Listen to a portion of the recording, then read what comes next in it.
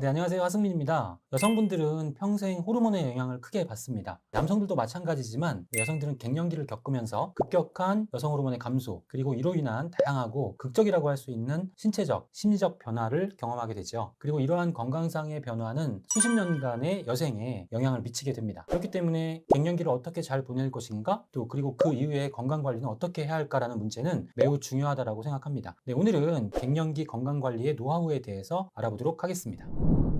남녀 모두 나이가 들면 호르몬의 변화가 나타납니다. 남성과 여성의 신체적인 특징을 결정하는 성호르몬이 감소하게 되는데, 이러한 변화는 남성과 여성이 다른 양상으로 나타납니다. 남성은 서서히 남성 호르몬이 감소하면서 신체적, 심리적인 변화가 여성과는 다르게 천천히 진행되죠. 그러나 여성은 갱년기라는 특수한 시기를 겪으면서 급격한 여성 호르몬의 감소로 인한 큰 변화가 나타나고요. 건강에도 영향을 미치게 됩니다. 갱년기 초기, 중기의 변화가 다르고 신체적 변화와는 별개로 심리적인 변화도 무시할 수 없습니다. 그리고 갱년기 이후에도 중요한 건강관리의 문제도 소홀히 해서는 안 되겠죠. 갱년기가 시작되면서 가장 먼저 안면 홍조로 대표되는 혈관 운동성 장애가 나타나게 되고요. 이어서 우울, 불안, 무력감 등의 심리적인 변화가 이어집니다. 피부 변화와 생식기의 문제가 발생하기도 합니다. 그리고 그 이후 생애에 걸쳐서 심혈관계와 근골격계의 건강 문제가 지속되는 것이죠. 갱년기 증상의 종류는 30여 가지나 된다고 하는데요. 가장 발생 빈도가 높은 증상은 순서대로 안면홍조, 심계항진,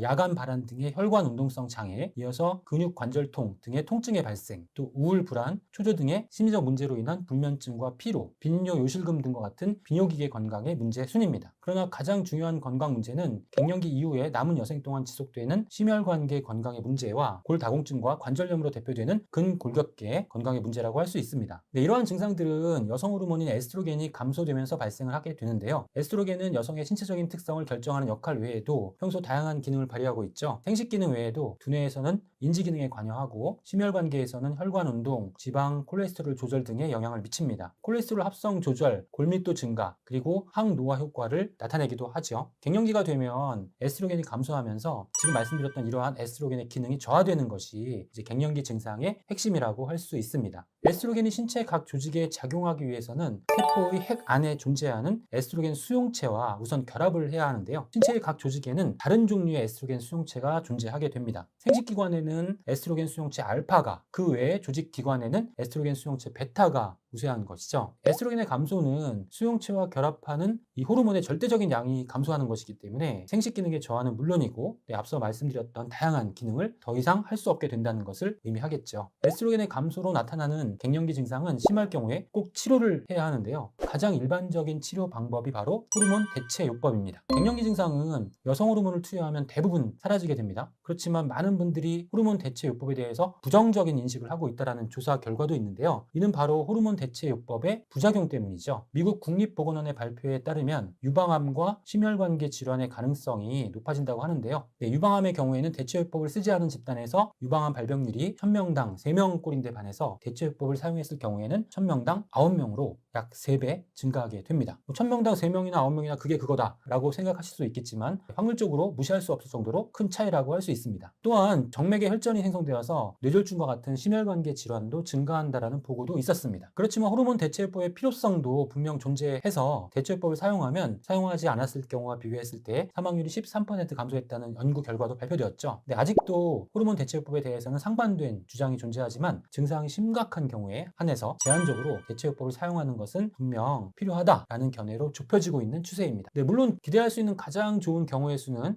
갱년기 증상을 최소화하고 부작용 없는 대체요법을 찾는 것이겠죠. 대체요법의 부작용이 발생하는 가장 큰 이유로 추측되는 것은 바로 에스트로겐 수용체 알파의 활성화입니다. 대체요법 시에 부작용이 발생한 대상자에게서 공통적으로 에스트로겐 수용체 알파가 활성화된 것이죠. 그렇다면 체내에서 에스트로겐의 역할을 수행하면서 베타 수용체에만 작용하는 물질, 혹은 에스트로겐의 양이 상당히 감소한 상태에서 베타 수용체만을 선택적으로 활성화시켜서 증상을 개선시킬 수 있는 그런 성분이 있다면 최선의 선택이 될 수 있다는 추론이 가능해지는데요. 실제로 그런 성분들이 존재합니다. 에스트로겐과 유사한 작용을 하면서 베타 수용체에 주로 작용하는 성분은 바로 식물성 에스트로겐입니다. 식물성 에스트로겐은 식물에 존재하는 물질인데 구조적, 기능적으로 에스트로겐과 연관이 되어 있거나 에스트로겐의 효과를 나타내는 물질을 말하는데요. 대표적으로는 석류에 함유된 식물성 스테로이드류, 또 홍삼 등의 사포닌 함유 물질, 감초나 승마 등에 들어있는 식물 영양소인 터페노이드류 등을 꼽을 수 있습니다. 우리나라에서 식물성 에스트로겐으로 작용할 수 있는 성분을 4가지 정도로 규정을 하고 있는데 방금 말씀드린 3가지 성분 외에 식물성 에스트로겐 중에서 가장 높은 활성도를 가진 4번째 식물성 에스트로겐, 콩가루 식물에 다량 함유된 바로 이소플라본입니다. 네, 그래서 여성분들에게 콩가루 식품을 충분히 섭취하시는 것이 중요하다라고 강조하는 것이죠. 이소플라본은 우리 체내에 존재하는 에스트로겐보다는 그 효과가 1000분의 1 수준으로 매우 약하다고 볼 수 있는데 콩류를 많이 섭취하는 집단에서 체내 이소플라본 농도가 에스트로겐 농도의 최대 수백 배 높다라는 결과가 있어서 이 식물성 에스트로겐으로서 그 효과를 결코 무시할 수는 없을 것 같습니다.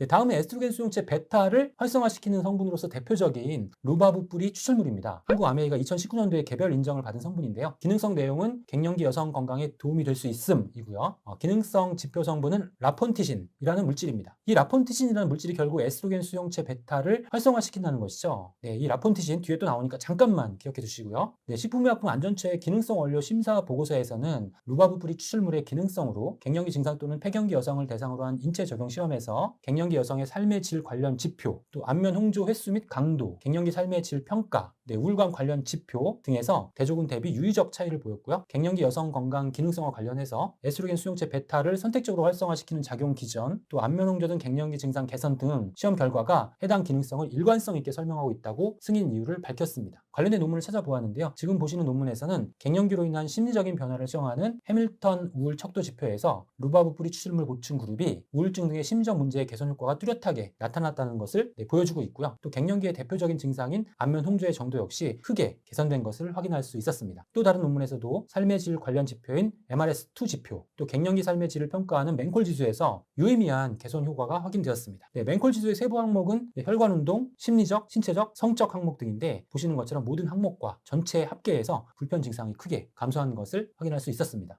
조금 전에 제가 잠깐만 기억하시라고 했던 루바브 뿌리 추출물의 기능성 성분 기억하시나요? 네, 라폰티신 기억나시죠? 같은 논문에서 라폰티신의 화학 구조를 설명하고 있는데 그림을 보시면 화학 구조의 일부분이 바뀌면 다른 명칭으로 불리는 물질로 바뀌게 되는데요. 익숙한 식물 영양소가 하나 등장합니다. 바로 포도에 많이 함유되어 있는 식물 영양소 레스베라트롤입니다. 네, 루바브 뿌리의 라폰티신과 포도의 레스베라트롤은 같은 종류의 식물 영양소라는 것이죠. 식물 영양소의 분류도를 보시면 이 2가지 영양소는 식물 영양소 페놀류 중에서 스틸벤류에 함께 속해 있습니다. 화학구조 그림의 기본 뼈대가 식물 영양소인 스틸벤의 구조입니다. 네, 같은 종류의 식물 영양소군에 속해 있으니까 왠지 레스베라트롤에도 갱년기 건강에 도움이 되는 기능성이 있을 것 같은데 과연 그럴까요? 네, 그렇습니다. 논문과 문헌 등을 찾아보면 레스베라트롤과 갱년기 건강의 관련성을 검증하는 내용들이 상당히 많습니다. 레스베라트롤은 식물 영양소 중에서 항산화, 항염증 기능을 가지고 있는데 그 외에도 제2형 당뇨병, 관절염 증상을 완화시키고 동맥 비후, 즉 동맥이 두꺼워지는 것을 막아주고 뇌혈류 측정 검사 결과 뇌혈관 기능 개선에 도움이 되는 것으로 밝혀졌습니다. 갱년기 증상과 관련해서는 안면 홍조, 통증 인식, 또 기분, 우울증, 수면의 질, 삶의 질 등 갱년기 증상 개선에도 도움이 된다는 결과가 확인되었습니다. 지금 보시는 논문은 제목 자체가 갱년기 여성에 도움이 되는 식물성 에스트로겐 레스베라트롤의 이점입니다. 이 논문에서는 갱년기 이전의 자궁 내막증, 갱년기 그리고 그 이후에 이상 지질 혈증과 고혈압 등의 심혈관계 건강, 골다공증에 집중했습니다. 연구 결과 레스베라트롤의 보충은 자궁 내막증, 이상 지질 혈증, 고혈압, 혈관 운동성 장애, 골다공증의 예방에 도움이 된다. 그리고 레스베라트롤은 식물성 에스트로겐으로서의 역할을 통해서 갱년기 증상 완화에 대한 가능성에 주목해야 한다는 결론을 내리고 있습니다. 사실 레스베라트롤은 식물 영양소로서 이전에 연구들에서 혈액, 간의 콜레스테롤, 중성지방 감소를 통한 고지혈증 예방 효과, 그리고 혈청 콜레스테롤 운반 단백질 활성 저하를 통한 항동맥경화 효과를 기대할 수 있다는 연구 결과들이 다수 발표되었습니다. 뼈 건강과 관련해서도 레스베라트롤은 다른 다양한 식물 영양소들과 함께 산화적 스트레스 억제를 통한 조골세포, 즉 뼈를 만드는 세포의 보호, 또 조골세포 기능을 촉진하는 신호 전달 경로 활성화, 조골세포 분화에 관여하는 단백질의 발현 촉진, 또 파골세포, 오래된 뼈를 제거하는 세포의 사멸, 이 사멸을 유도하고 증식을 억제하는